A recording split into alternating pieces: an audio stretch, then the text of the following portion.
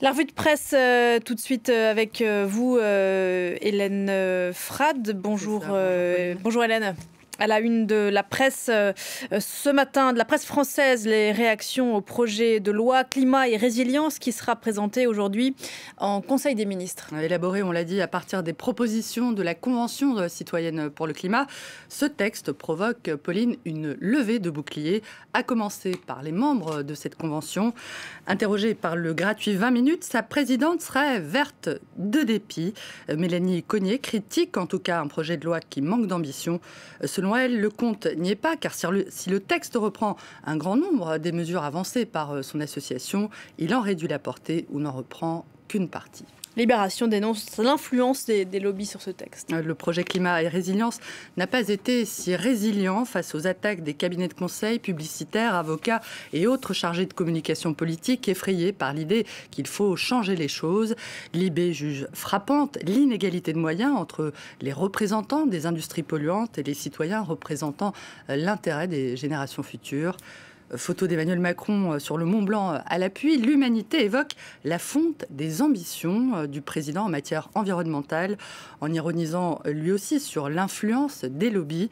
Pour eux, la bonne méthode, c'est l'incitation, un joli mot pour dire leur refus du principe d'un encadrement public et citoyen de l'activité économique, fût-ce au nom du climat, de la santé ou de la justice sociale. Mais après tout, ces lobbies, aussi contestables et aussi peu ragoûtants soient-ils, ne font que leur travail. Le vrai problème est que les gouvernements les suivent. Les Échos, de leur côté, accusent les écologistes de tirer à vue sur le projet de loi. Si le journal regrette que rien dans son contenu ne semble trouver grâce à leurs yeux, il concède qu'Emmanuel Macron l'a un peu cherché en mettant en place une convention citoyenne et en s'engageant imprudemment à reprendre l'intégralité de ses propositions sans filtre, comme il l'a dit. Sur une matière aussi complexe, mettant en jeu autant d'intérêts et d'acteurs, cela n'avait pas de sens. Le chef de l'État solde aujourd'hui cette promesse hasardeuse. Le Quotidien évoque des compromis qui n'auraient selon lui rien de déshonorant et critique ceux qui jugent toujours le verre aux 3/4 vide et font comme si la France ne subissait pas une crise économique et sanitaire sans précédent. La France toujours, Hélène, où les accusations d'inceste contre l'ancien président de la Fondation nationale des sciences politiques, Olivier Duhamel, ont fait scandale et ont des conséquences. Dans le siège de cette affaire, effectivement, Le Monde annonce la démission hier du directeur de Sciences Po Paris, Frédéric Mion, un protégé d'Olivier Duhamel. Un coup dur pour l'école française du pouvoir, mais aussi pour le Conseil d'État, dont Sciences Po est depuis toujours l'une des places fortes, rappelle le journal. À la suite, cette fois, des révélations de Libération sur Sciences Po Bordeaux, dont une dizaine d'étudiantes disent avoir été victimes de viols ou d'agressions sexuelles durant leur scolarité. Libé fait état de l'affluence sur les réseaux sociaux d'autres témoignages d'étudiantes, d'autres instituts d'études politiques affirmant avoir été elles aussi victimes de ces violences.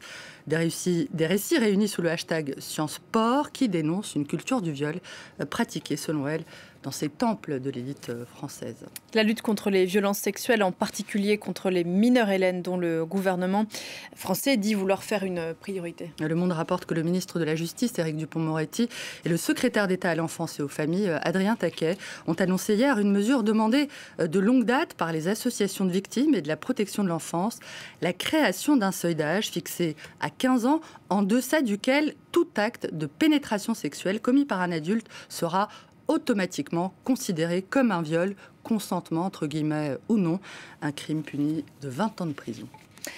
À la rubrique justice, toujours dans un autre registre, le Royaume-Uni, Hélène, a annoncé hier qu'il imposerait des peines pouvant aller jusqu'à 10 ans de prison aux voyageurs ayant caché leur provenance de pays considérés comme étant à risque au regard de l'épidémie de Covid-19. 10 jours en quarantaine dans une chambre d'hôtel ou 10 ans, dans une cellule si vous mentez. La version britannique du gratuit métro précise que les voyageurs de retour de 33 pays désignés dits à risque devront payer près de 2 000 € pour leur séjour en quarantaine ou prendre donc le risque de se retrouver en prison.